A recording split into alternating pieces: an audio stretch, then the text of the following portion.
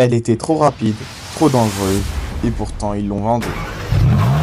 Fin des années 80, le monde change, les voitures deviennent plus sûres, plus assistées. Et chez Ferrari, un vieil homme regarde ça avec dégoût. Enzo Ferrari.